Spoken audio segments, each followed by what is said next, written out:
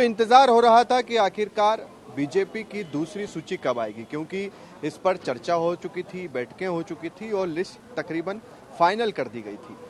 एक बार फिर से बीजेपी ने दूसरी सूची में भी 39 उम्मीदवारों को शामिल किया है।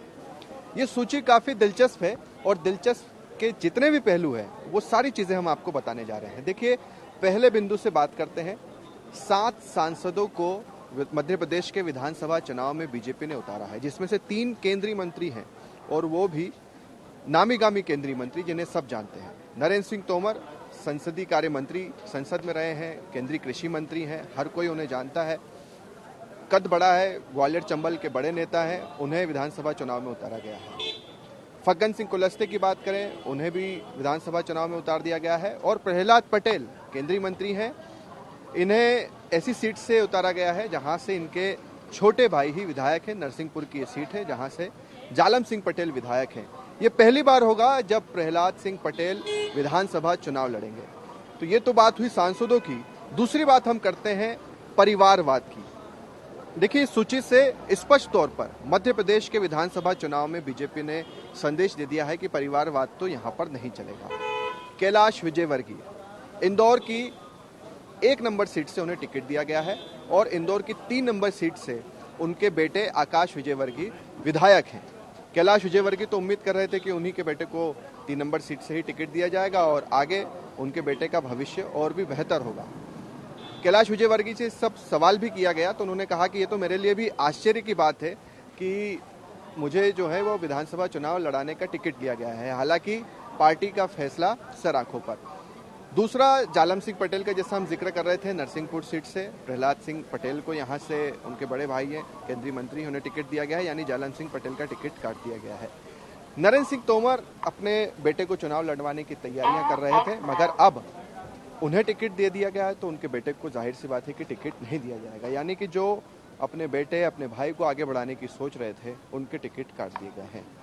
2 बिंदु हुए।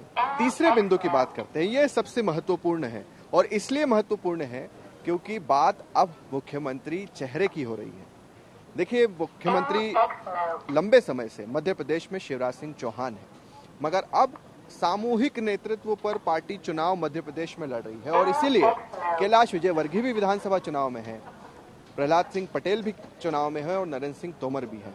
ऐसे में अब ये भी कयास लगाए जा रहे हैं या बीजेपी ने इस सूची से इन नेताओं को मैदान में उतार कर यह भी मैसेज दे दिया है कि देखिए, जो सबसे ज्यादा मेहनत करेगा, जो ज्यादा सीटें जिता कर लाएगा, वो मुख्यमंत्री का चेहरा भी हो सकता है।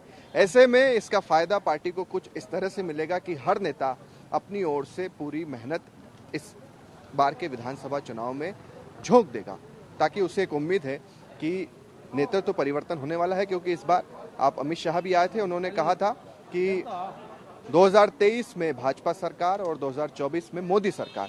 तो इस तरह से एक रेस सीएम की यहाँ पर खड़ी हो गई है। हालांकि ज्योतिरादित्य सिंधिया को टिकट नहीं दिया गया है विधानसभा का और बीजेपी के प्रदेश अध्यक्ष वीडी शर्मा को भी विधानसभा चुनाव के मैदान में नहीं उतारा गया है, मगर एक प्रतिस्पर्धा यहाँ पर जरूर रहेगी। दिग्विजय सिंह ने कहा है कि ये प्रतिस्पर्धा एक दूसरे को निपटाने को लेकर रहेगी। तो इस तरह से। और चौथा जो बिंदु है, देखिए, जो अलग अलग सर्वेज आए हैं उसमें कहीं ना कहीं बीजेपी की स्थिति ठीक नहीं भी रही है और यही कारण है कि बीजेपी अपनी पूरी ताकत झोंक देना चाहती है। 5वां बिंदु अगर आप देखें तो कुल 78 उम्मीदवारों के नामों का ऐलान हुआ है, जिसमें से महज 3 सीटें ऐसी है जो बीजेपी ने जीती हुई है। बाकी की 75 सीटों पर बीजेपी चुनाव हारी है। अब 3 सीटों की भी बात कर लेते हैं। सबसे पहले मैहर की बात करते हैं। यहां से बीजेपी के विधायक नारायण त्रिपाठी हैं, मौजूदा विधायक हैं, मगर लगातार पार्टी के खिलाफ काम कर रहे हैं, विंध्य को अलग राज्य बनाने की बात कर रहे हैं और यही कारण है कि उनका टिकट काट दिया गया है। श्रीकांत चतुर्वेदी को यहां से टिकट दे दिया गया है।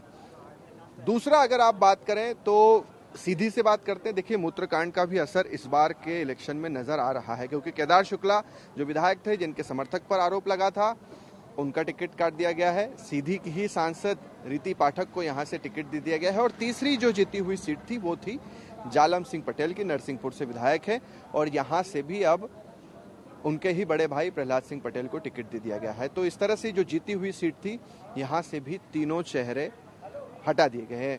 कुल मिलाकर पार्टी के खिलाफ किसी तरह की कोई गतिविधि करता है या कोई काम करता है तो उसे भी टिकट नहीं दिया जाएगा, ये भी संदेश दे दिया गया है। ज्योतिरादित्य सिंधिया की भी चली है, इमरती देवी उनकी सबसे करीबी नेता, उन्हें भी टिकट डबरा से दिया गया है, उपचुनाव हार गई थी। और इसके अलावा भी कई और समर्थक उनके हैं जिन्हें इस बार के इलेक्शन में जगह मिली है। तो कुल मिलाकर एक बात इस सूची से स्पष्ट हो गई है कि बीजेपी इस बार का इलेक्शन हल्के में नहीं ले रही है, पूरी ताकत के साथ। यहां तक कि रीति पाठक ने तो हमसे बातचीत में कहा कि शाम दाम दंड भेद जो भी करना पड़े चुनाव लड़े जाते हैं सिर्फ और सिर्फ जीतने के लिए, और इसके लिए बीजेपी अपना पूरा प्रयास पूरी ताकत झोंक रही है।